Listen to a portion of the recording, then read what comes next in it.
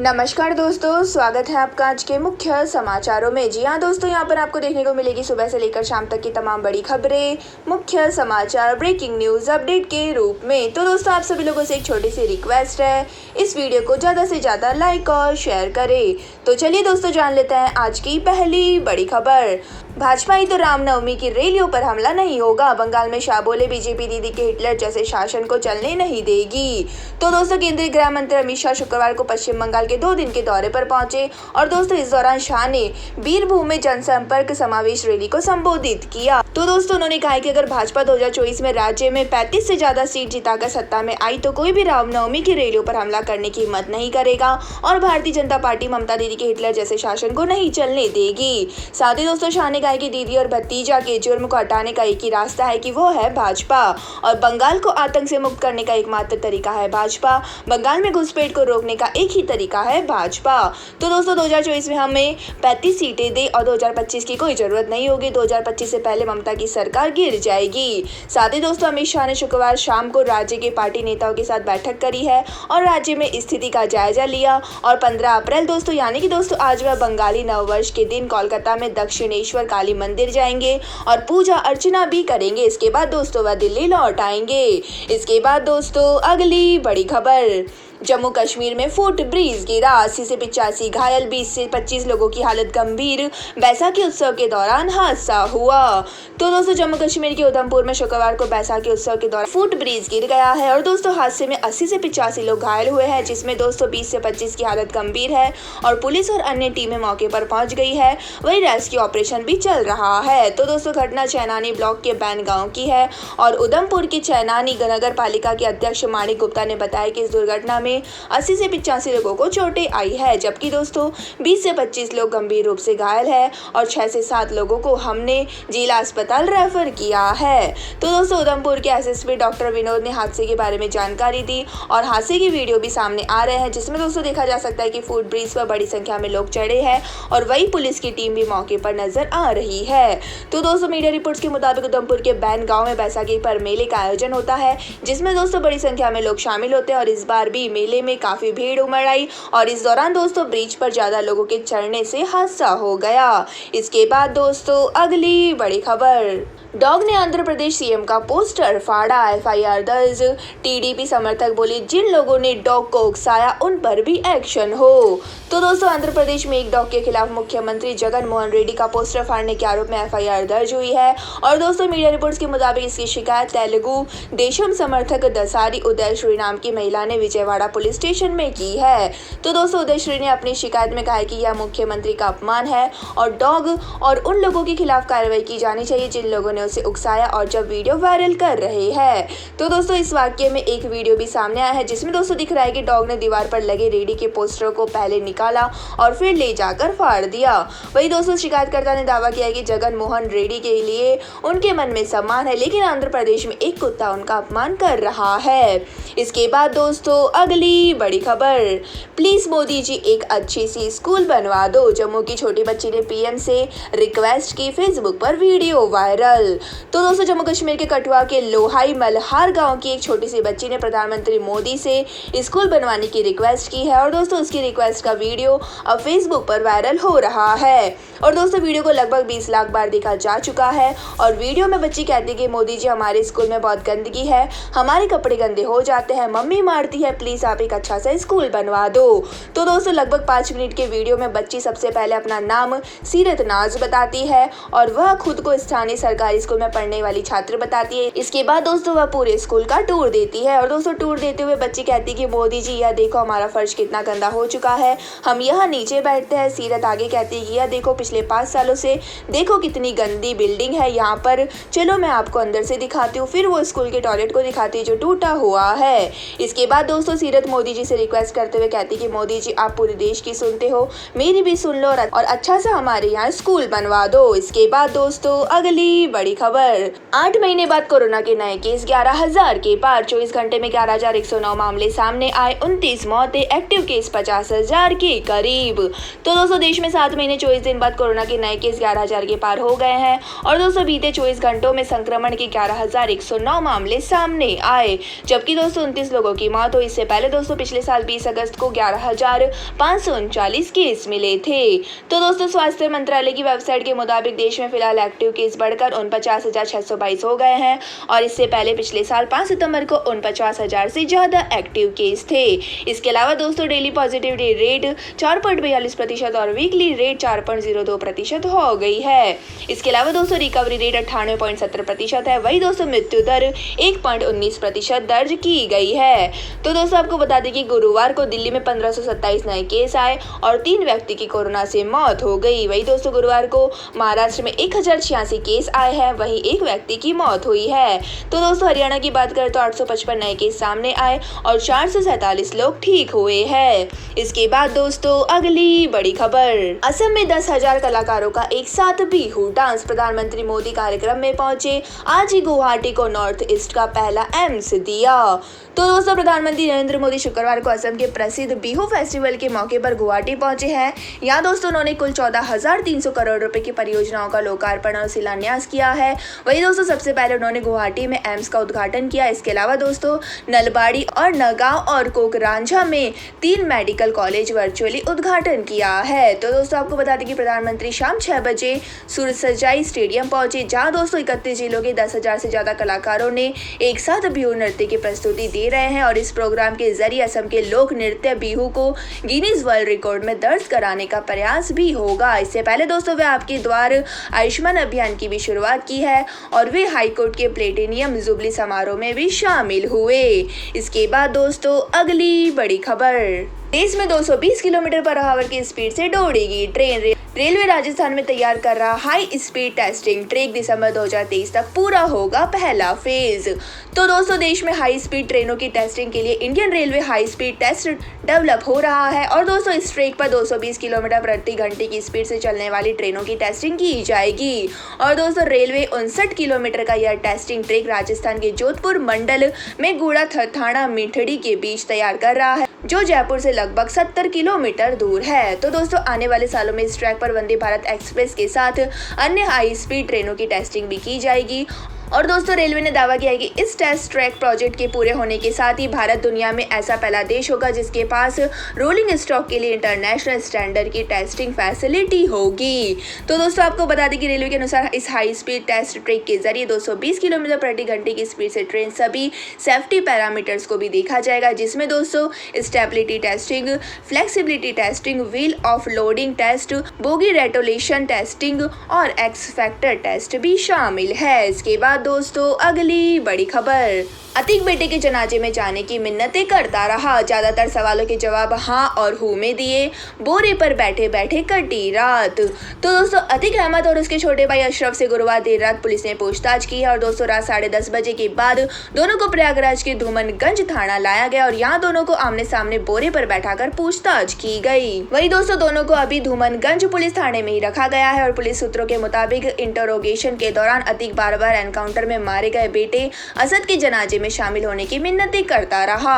तो दोस्तों अतीक ने पुलिस अफसरों से बेटे की तस्वीर भी दिखाने को कहा है। हालांकि दोस्तों पुलिस पूरी तरह पूछताछ पर फोकस कर रही है क्योंकि माफिया की सिर्फ 4 दिन की रिमांड ही पुलिस को मिली है। तो दोस्तों पुलिस के 200 सवालों के सामने माफिया कभी असहज और कभी उग्र नजर आया है और ज्यादातर सवालों का जवाब देने से कतराता रहा और केवल हाँ हूँ में जवाब देता रहा। हालांकि दोस्तों बार बार सवाल पूछने पर उसने कई बार जांच अधिकारियों को आंखें भी दिखाई है। तो दोस्तों उमेश पाल की हत्या की एफआईआर उनकी पत्नी जया ने धूमनगंज थाने में 24 फरवरी को दर्ज कराई थी, जिसमें दोस्तों अतीक, उसका भाई अशरफ, अतीक की पत्नी शाइस्ता परवीन और असद समेत 9 लोगों को नामजद किया गया था।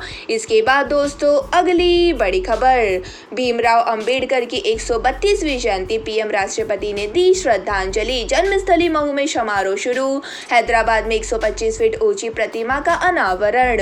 तो दोस्तों संविधान संविधान के निर्माता और भारत रत्न डॉक्टर बाबा साहब भीमराव अंबेडकर की आज 133वीं जयंती है। और दोस्तों शुक्रवार को संसद भवन लॉन में आयोजित कार्यक्रम में प्रधानमंत्री नरेंद्र मोदी, राष्ट्रपति द्रौपदी मुर्मू और अमित शाह ने डॉक्टर अंबेडकर को श्रद्धांजलि दी है। इसके अलावा दोस्तों पूर्व राष्ट्रपति रामनाथ कोविंद, कांग्रेस अध्यक्ष मल्लिकार्जुन खड़गे और पूर्व कांग्रेस अध्यक्ष सोनिया गांधी, एनसीपी प्रमुख शरद पवार और अन्य नेताओं ने दिल्ली में संसद भवन लॉन में डॉक्टर अंबेडकर की जयंती समारोह में शामिल हुए।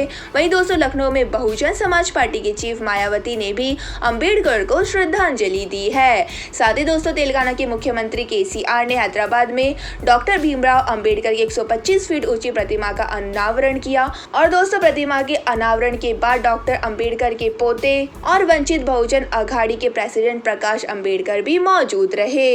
इसके बाद दोस्तों जाने अगली बड़ी खबर, लेकिन उससे पहले आप सभी लोगों से मेरी एक छोटी सी रिक्वेस्ट है, अगर दोस्तों आपको हमारी न्यूज पसंद आ रही है तो इसे एक छोटा सा लाइक जरूर दे दीजिएगा, और अगर पसंद नहीं आ रही है तो बेशक आप इसे डिसलाइक भी कर सकते हैं, लेकिन दोस्तों लाइक और डिसलाइक जरूर कीजिएगा क्योंकि ये हमारी मेहनत का फल होता है और इसी से हमें पता चलता है कि आप सभी लोगों को हमारी न्यूज पसंद आ रही है या नहीं। तो चलिए दोस्तों जान लेते हैं आज की अगली बड़ी खबर। मुकेश छाबड़ा की मां की अंतिम यात्रा में पहुंचे सेलेब्स, ओशिवारा शमशान घाट में किया अंतिम संस्कार, इंडस्ट्रीज के सितारों ने नम आंखों से दी विदाई।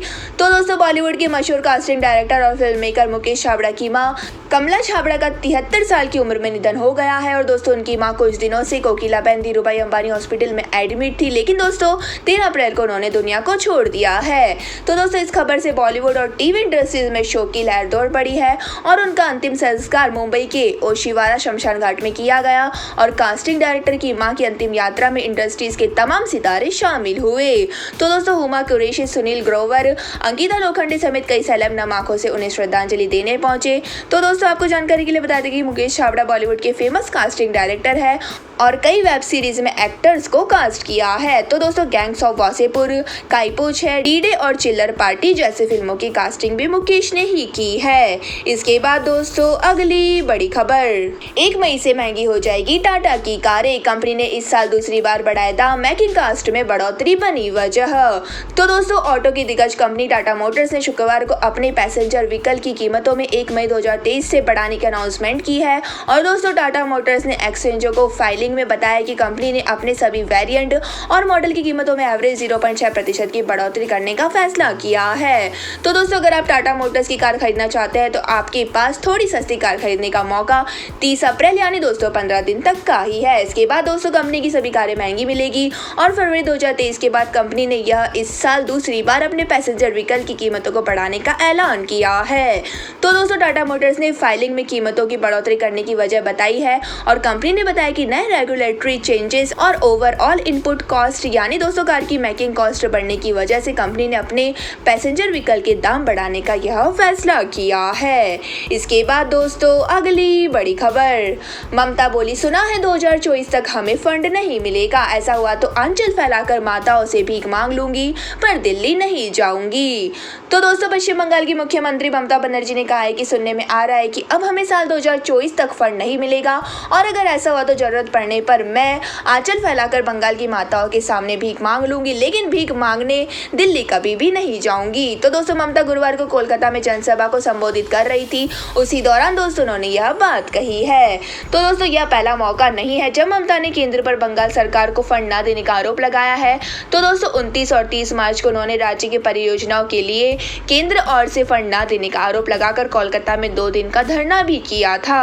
तो दोस्तों धरने पर बैठी ममता ने कहा था कि 100 दिन काम योजना और अन्य योजनाओं के लिए केंद्र सरकार राशि जारी नहीं कर रही है और केंद्रीय बजट में भी हमें मनरेगा और आवास योजना के लिए 1 रुपया भी नहीं दिया गया है। और दोस्तों उन्होंने कहा था कि केंद्र सरकार आम आदमी के पैसे को रोक कर रख रही है और दोस्तों बंगाल में लोगों के रोजगारों के पैसे केंद्र को लौटाने ही होंगे। साथ ही दोस्तों ममता ने कहा था कि गैस की कीमतें बढ़ रही है, इसलिए मैं 2 दिन के धरने पर बैठने जा रही हूँ। इसके बाद दोस्तों अगली बड़ी खबर, रेल यात्रियों की परेशानी, गुजरात से यूपी बिहार जाने वाली सभी रेगुलर ट्रेनें फुल, स्पेशल ट्रेनों के लिए खाली नहीं मिल रही लाइनें।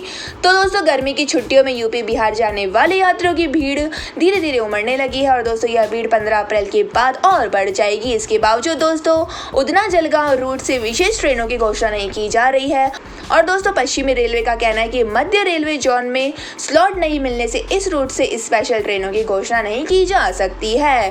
तो दोस्तों उधना स्टेशन पर प्लेटफॉर्म नंबर 4 और 5 शुरू हो गए हैं और पिट लाइन भी तैयार है। तो दोस्तों पश्चिमी रेलवे इस रूट से स्पेशल ट्रेनें चलाने का प्रयास भी कर रही है। तो दोस्तों सूरत से Tapti Ganga express, Tapti Ganga clone express, Udhna Danapur, Udhna Varanasi समेत अन्य रेगुलर ट्रेनें रिक्रिएट हो चुकी है और इन ट्रेनों की सभी सीटें पैक्ड हो चुकी है और स्पेशल ट्रेनें नहीं चली तो यात्रियों को दिक्कत भी होगी। इसके बाद दोस्तों अगली बड़ी खबर, दिल्ली में जारी रहेगी बिजली सब्सिडी। उपराज्यपाल ने फाइल को मंजूरी दी, 46 लाख से ज्यादा लोगों को मिलेगा फायदा। तो दोस्तों दिल्ली के लोगों को बिजली सब्सिडी मिलती रहेगी और शुक्रवार को उपराज्यपाल वीके सक्सेना ने बिजली सब्सिडी की फाइल को मंजूरी दे दी है और अब दिल्ली के 46 लाख से ज्यादा परिवारों को बिजली सब्सिडी मिलती रहेगी। इससे पहले दोस्तों फाइल की मंजूरी को लेकर दिल्ली सरकार ने मंत्री आतिशी और उपराज्यपाल के बीच आरोप प्रत्यारोपों का दौरा चलाया था। तो दोस्तों फाइल को मंजूरी मिलने से पहले आतिशी ने कहा था कि आने वाले साल के लिए बिजली सब्सिडी देने का बजट विधानसभा के पास हो चुका है, लेकिन कैबिनेट के इस फैसले की फाइल उपराज्यपाल ने रोक रखी है। तो दोस्तों उन्होंने आरोप लगाया कि मैंने इस मामले पर बात करने के लिए एलजी से 5 मिनट का समय मांगा था, लेकिन उपराज्यपाल ने समय नहीं दिया। इस पर दोस्तों उपराज्यपाल के दफ्तर की ओर से कहा गया है कि आतिशी गलत बयान देकर लोगों को गुमराह कर रही है और एलजी ने कहा है कि सरकार ने बीते 6 सालों में निजी बिजली कंपनियों को दिए गए 13,549 करोड़ रुपए का ऑडिट नहीं कराया है। इसके बाद दोस्तों अगली बड़ी खबर, केजरीवाल को सीबीआई का नोटिस, शराब नीति केस में 16 अप्रैल को पूछताछ के लिए बुलाया, अब बोली सीएम को जेल भेजने की साजिश। तो दोस्तों दिल्ली मुख्यमंत्री अरविंद केजरीवाल को शराब नीति केस में सीबीआई ने पूछताछ के लिए नोटिस जारी कर दिया है और एजेंसी ने उन्हें 16 अप्रैल की सुबह 11 बजे सीबीआई दफ्तर बुलाया है। और दोस्तों मीडिया रिपोर्ट्स में आम आदमी पार्टी से जुड़े सूत्रों के हवाले से यह दावा किया जा रहा है। तो दोस्तों नोटिस मिलने के बाद आम आदमी पार्टी के सांसद संजय सिंह ने प्रेस कॉन्फ्रेंस की और उन्होंने कहा कि केंद्र सरकार अरविंद केजरीवाल को जेल में डालने की साजिश कर रही है, लेकिन हम डरने वाले नहीं है। और केजरीवाल ने 13 दिन अनशन रखकर भ्रष्टाचार के खिलाफ लड़ाई लड़ी थी और प्रधानमंत्री जी आपने अपने दोस्त के साथ मिलकर लाखों करोड़ रुपए का जो घोटाला किया है वह देश को बताना जरूरी है। साथ ही दोस्तों अरविंद केजरीवाल की दिल्ली विधानसभा में बयान के बाद नोटिस देकर उन्हें धमकाने का प्रयास किया जा रहा है और इससे केजरीवाल या उनका एक भी नेता ना झुकने वाला है और ना ही डरने वाला है। इसके बाद दोस्तों अगली बड़ी खबर, चन्नी बोले मेरी भी हत्या की जा सकती है, विजिलेंस ने बैसाखी की छुट्टी के दिन मुझे बुलाया, अत्याचार सहने को तैयार हूँ। तो दोस्तों पंजाब के पूर्व सीएम चरणजीत चन्नी ने आम आदमी पार्टी सरकार पर आरोप लगाया कि वह मेरी हत्या करवा सकते हैं और चन्नी से दोस्तों आय से अधिक संपत्ति के मामले में विजिलेंस को पूछताछ करनी है। तो दोस्तों चंडीगढ़ स्थित पंजाब कला भवन में चरणजीत चन्नी ने कहा है कि विजिलेंस ने जांच में शामिल होने के लिए पहले 12 अप्रैल को बुलाया था और मैंने कहा कि मैं बिजी होने की वजह से नहीं आ सकता।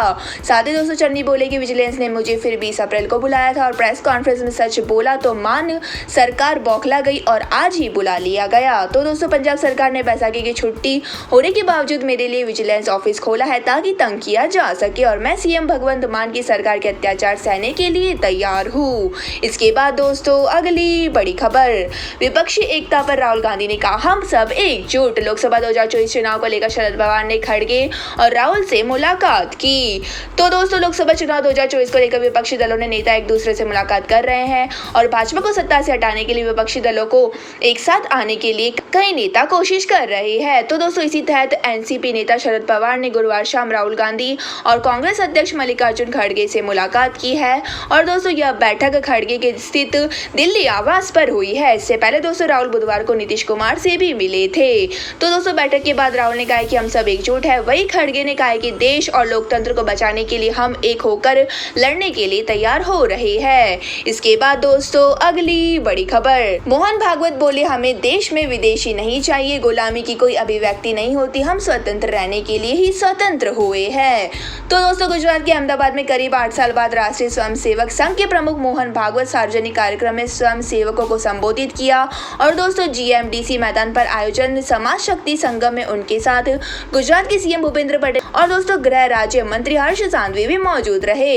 तो दोस्तों संघ प्रमुख ने इससे पहले 2015 में सार्वजनिक तौर एक कार्यक्रम को संबोधित किया था। तो दोस्तों अपने संबोधन में भागवत ने कहा कि डॉक्टर बाबा साहेब अम्बेडकर का आज जन्मदिन मनाया जा रहा है और हर महीने की 14 तारीख तारीख को बदलाव की तारीख होती है और सूर्य एक राशि से दूसरी राशि में भ्रमण करता है। और हमारे देश को सशक्त बनाने और दुनिया का मार्गदर्शन करने वाली यह महान शख्सियत का जन्म भी 14 अप्रैल को हुआ। और डॉक्टर बाबा साहेब आम्बेडकर का जन्म एक ऐसी घटना थी जिस पर किसी का ध्यान नहीं गया। तो दोस्तों, मतभेद खत्म करने की दिशा में हम बदलाव ला रहे हैं और हमें देश में विदेशी नहीं चाहिए, हमें अपना राज्य चाहिए, क्योंकि गुलामी की कोई अभिव्यक्ति नहीं होती और हम स्वतंत्र रहने के लिए ही स्वतंत्र हुए हैं। साथ ही दोस्तों, उन्होंने कहा कि बार बार हम हारे क्यों, क्योंकि हम पर राज करने वाले तो बहुत दूर से आए थे। वे हमारी संस्कृति और आबो हवा से परिचित नहीं था, इस कारण हमारी दुर्लभता थी और अगर यह दुर्लभता नहीं जाएगी तो यह दौर बार बार आएगा। और हमारी समस्या है कि हम यह सोचते हैं कि शुरुआत कौन करेगा और हम यह सोचते रहते हैं कि कोई ना कोई तो शुरुआत करेगा, जबकि ऐसा नहीं होना चाहिए, हमें खुद ही उठ खड़ा होना चाहिए। तो दोस्तों, यह थी आज की तमाम बड़ी खबरें। इसके बाद दोस्तों बारी आती है आज के माइंड क्यूज क्वेश्चन की। जी हाँ दोस्तों, एक आसान से सवाल का जवाब देकर आप जीत सकते हैं एक अमेजिंग सरप्राइज गिफ्ट हमारे यूट्यूब चैनल की ओर से। तो दोस्तों, आज का सवाल आपकी स्क्रीन पर आ चुका है। चांद पर पहुंचने वाला पहला व्यक्ति कौन था? जी हाँ दोस्तों, अगर आप जानते हैं चांद पर पहुंचने वाला पहला व्यक्ति कौन था तो फटाफट से हमारे सवाल का जवाब दें। और दोस्तों, अगर आपका जवाब होता है सही और आप चुने जाते हैं लकी विजेता के रूप में, तो दोस्तों आपको मिल सकता है एक अमेजिंग सरप्राइज गिफ्ट हमारे यूट्यूब चैनल की ओर से। तो दोस्तों, जल्दी से वीडियो को लाइक कर दीजिए, चैनल को सब्सक्राइब करके बेल आइकन भी दबा दीजिए। धन्यवाद दोस्तों। वंदे मातरम। जय हिंद, जय भारत।